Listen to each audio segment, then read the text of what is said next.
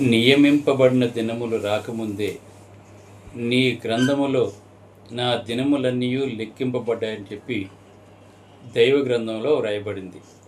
అంటే దాని యొక్క అర్థం ఏంటంటే, ప్రతి ఒక్క మానవుడు కూడా ఎంతకాలం జీవించాలో, తన ఆయుష్ ఎంతో దేవుడు ముందుగానే నిర్ణయిస్తాడు. కనుక అప్పటి వరకు కూడా మనం జీవించాలి.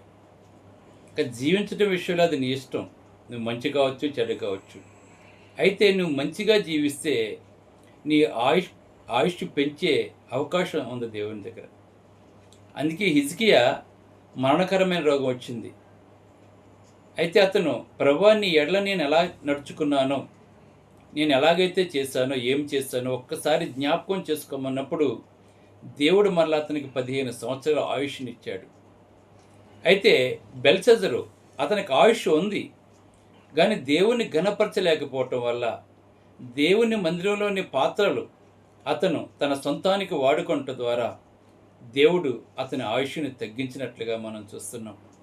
అలాగే రాజైన హేరోదు కూడా పుట్టిన దినాన ఆయన వేదిక మీద ఉన్నప్పుడు, రాజవస్త్రాలు ధరించినప్పుడు, ఆయన మాట్లాడుతున్నప్పుడు ఇది దైవస్వరమే అని ప్రజలు అన్నప్పుడు, అయ్యో,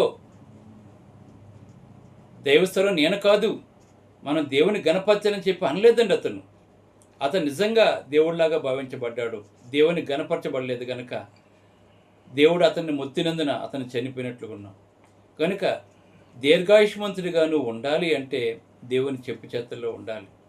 అప్పుడే మేలుతో నీ హృదయాన్ని తృప్తిపరుస్తాడు. దీర్ఘాయుష్తో దేవుడు నిన్ను నింపుతాడు. కనుక ఇచ్చిన ఆయుష్ను తగ్గించుకోకుండా మనం జీవించాలని చెప్పి దేవుడు తెలియజేస్తున్నాడు.